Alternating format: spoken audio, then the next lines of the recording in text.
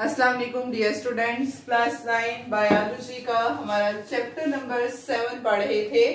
आज हमारा उसका लास्ट लेक्चर है, the difference between aerobic and anaerobic respiration.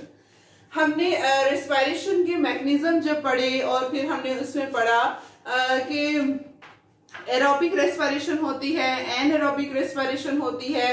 Aerobic का वर्ड हमने बताया कि एरो से निकला है, arrow means air and air means oxygen, कि जो सेलुलर रेस्पिरेशन ऑक्सीजन की प्रेजेंस में टेक प्लेस होगी that will be aerobic respiration, and the cellular respiration that will take place in the absence of oxygen or in the deficiency of oxygen that will be known as anaerobic respiration. तो aerobic respiration और anaerobic respiration के बारे में we discussed in detail. आज हम उनके differences पढ़ते हैं। सबसे पहला डिफरेंस है प्रेजेंस ऑफ ऑक्सीजन, कि हमने बताना है कि किसमें ऑक्सीजन प्रेजेंट होती है किसमें नहीं होती। तो हमने बता दिया कि एरोबिक रेस्पिरेशन जो है नाम से पता चल रहा है कि in the presence of oxygen होगी, तो यस इसमें ऑक्सीजन प्रेजेंट होगी, लेकिन एनएरोबिक रेस्पिरेशन में ऑक्सीजन की प्रेजेंस नहीं होगी, नो। नेक्स्ट हमारे पास डिफरेंस का पॉइंट है number of ATP as a net profit, के एरोबिक रेस्पिरेशन जो है उसमें कितने एटीपी बनेंगे और एनएरोबिक में कितने बनेंगे।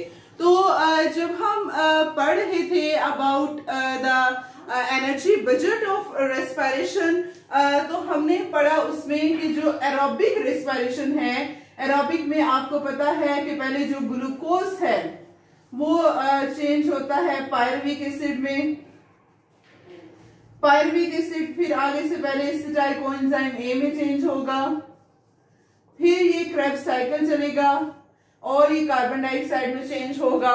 फिर हमने पढ़े इसमें कि इसमें जो हमारे पास टोटल मॉलिक्यूल्स बनते हैं वो 36 एटीपीज बनती हैं। हमें जो एटीपी का जो एनर्जी बजट मिलता है एरोबिक रेस्पिरेशन के केस में दैट इज 36 एटीपी मॉलिक्यूल्स। लेकिन जब हम एरोबिक रेस्पिरेशन का एनर्जी बजट पढ़ रहे थे तो we also studied that in case of anaerobic respiration where the deficiency of oxygen take place, तो वहां पर हमने पढ़ा कि वहां पर 2 एटीपी के मॉलिक्यूल्स बनते हैं, 2 एटीपीज। तो जो एनएरोबिक रेस्पिरेशन है उसका नेट प्रॉफिट कितना है, 2 एटीपी मॉलिक्यूल्स। जैसे 4 बनते हैं, लेकिन उनमें से जो 2 एटीपी के मॉलिक्यूल्स हैं वो सारे वो यूज हो जाते हैं ग्लूकोज को मूव करने के लिए to the mitochondrial membrane from mitochondrial matrix. तो इस वजह से पीछे 2 बचते हैं। तो total energy budget in case of anaerobic respiration 2 ATP molecules होते हैं और एरोबिक रेस्पिरेशन के केस में 36 एटीपीज। फाइनल प्रोडक्ट जो हमें मिलता है एरोबिक रेस्पिरेशन का इन द प्रेजेंस ऑफ ऑक्सीजन हो रही है। अगर हम देखें तो ग्लूकोज है, ग्लूकोज टूट रहा है इन the presence of oxygen and it is giving us carbon dioxide, it is giving us water and a large amount of energy in the form of ATP। तो फाइनल प्रोडक्ट फिर हमारे पास क्या बना एरोबिक रेस्पिरेशन का, carbon dioxide and water. But if we studied anaerobic respiration, उसके हम final products देखे तो हमने पढ़े थे कि उसमें जो स्टेप 1 है एनारोबिक और एरोबिक दोनों का सेम होता है, जिसमें ग्लूकोज जो है वो इन the absence of oxygen pyruvic acid में टूटता है, ब्रेक डाउन होता है। तो वो तो दोनों का स्टेप सेम है। फिर हमने कहा एनएरोबिक के केस में जहां पर ऑक्सीजन की कमी है, फिर पायरुविक एसिड इनकम्प्लीटली ऑक्सीडाइज्ड होगा, इनकम्प्लीट उसकी ऑक्सीडेशन होगी पायरुविक एसिड की, और इनकम्प्लीट ऑक्सीडेशन जब उसकी होगी तो that can be converted into lactic acid. In case of lactic acid fermentation, that happens in our skeletal muscles, that happens in certain bacteria, or that can be converted into alcohol, alcoholic fermentation। जो हमने पढ़ा कि जितनी भी braving industries हैं जहां पर alcohol production होती है, जहां पे एनर्जी ड्रिंक्स बनते हैं, उन इंडस्ट्रीज में भी जो है ये यूज होता है प्रोसेस। तो इसका मतलब फिर एनारोबिक रेस्पिरेशन के फाइनल प्रोडक्ट क्या है हमारे पास?